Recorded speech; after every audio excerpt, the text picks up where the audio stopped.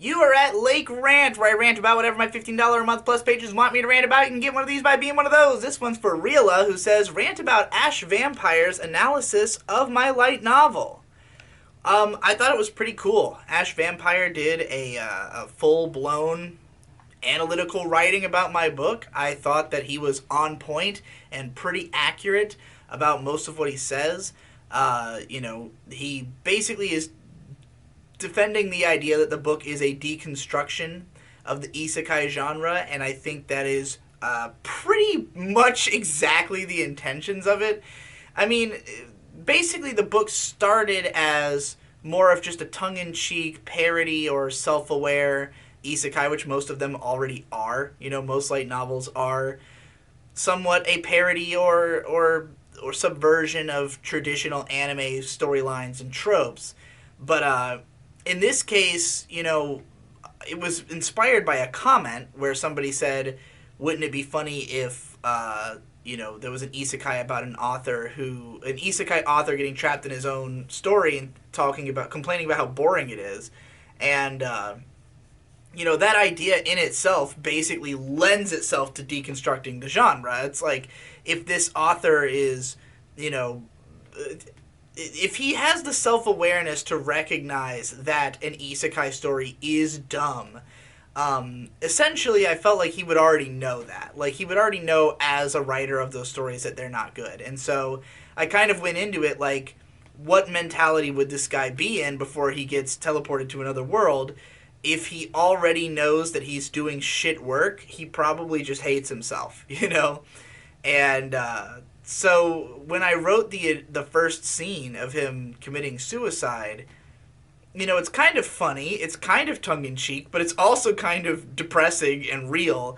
And basically, as soon as I wrote that scene, it started to like unfold in my head, this idea that this was going to, this character would be attacking light novels and isekai and sort of be excited about starting life again in this world because of the fact that even if it is this boring trope-reliant place, it would nonetheless give him the opportunity to escape all the things that he hated about his real life. So how do we then make him hate living here again? Like, if this guy is having a good time in the isekai world, then it's not an interesting story. So let's build him up, give him lots of reasons to enjoy his life here, and then have that undercut by having it, turn into like a real story. A story where you can't just bullshit your way through, where you're not just automatically going to win, at least ostensibly. We have no idea really where things are going to go from there. I mean, I do, but you don't. And I'll say that the way that my story is going to continue is definitely informed by some of the response that I got to it. In the days following the release of the light novel, I saw this video, other analysis videos, other people just talking about it, reading all the comments and stuff.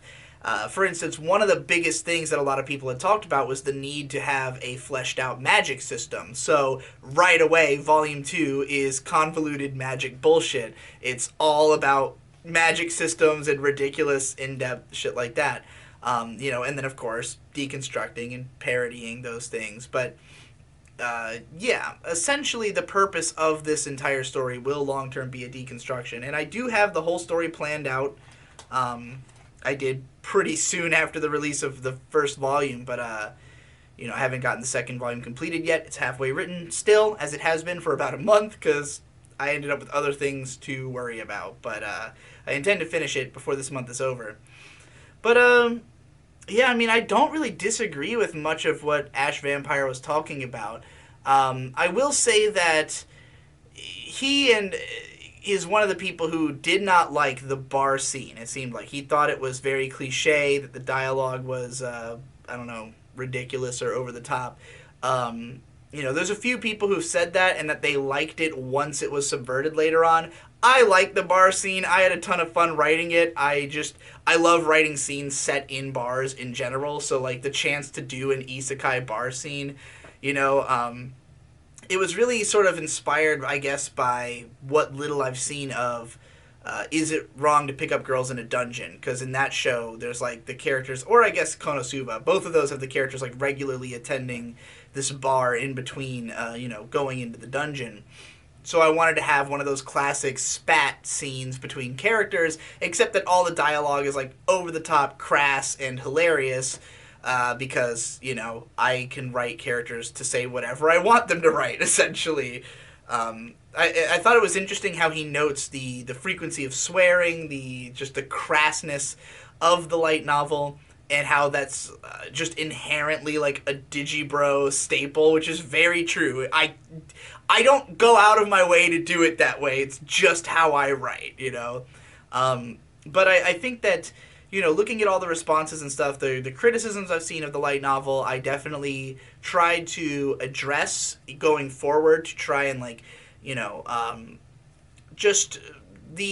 want the questions people have about the narrative to be answered in the narrative. If there's anything I didn't account for to address, I want it to be accounted for going forward. But yeah, I enjoyed this video. I thought it was pretty spot on. There was nothing in it that I wholly disagreed with. I do think that I could go into even more depth about a lot of things, because inherently when you're writing a story, every single thing that you write has some kind of purpose or logic for being there, even if you didn't necessarily think of it before writing it.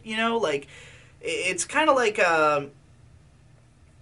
when you're even forming a sentence, right? You don't plan out every word of the sentence. They flow naturally into each other based on what the thing you're talking about is.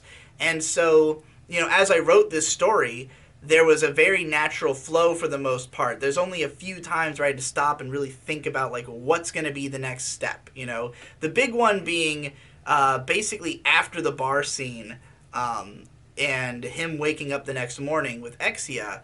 Where am I going to go from here? He's in the isekai town. What's going to happen? What is the next isekai cliche that needs to be brought in to parody? And my thought was, oh, well, at the start of these, at the start of any video game adventure, the starting town always gets destroyed. So let's have the starting town get destroyed, as usually happens.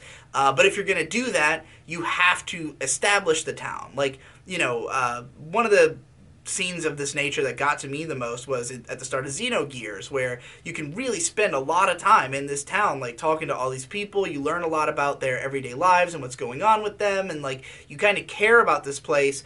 And then of course all these people get murdered and the place gets fucking burned to the ground, and it's partially the main character's fault. So I basically did that, but the reason it's the main character's fault is, has to do with the way that he killed himself, this selfish decision he made recklessly that had these other consequences he couldn't have predicted. So, pretty much once I had that idea, the rest of it wrote itself, But each individual part, if I were to reverse engineer and, explain why did I incorporate that in there, there would be way more explanation than the actual amount of thought that went into it, So I think that he does a good job of reading, into my intentions in a lot of places, and that, while I could extrapolate even more beyond that, I did write this book in a day. Listening to someone else even, describe it the way he does makes me feel wow, I can't believe I managed to write something that would inspire somebody to say this about it in a day with no planning or forethought whatsoever. So, yeah. Thanks for that.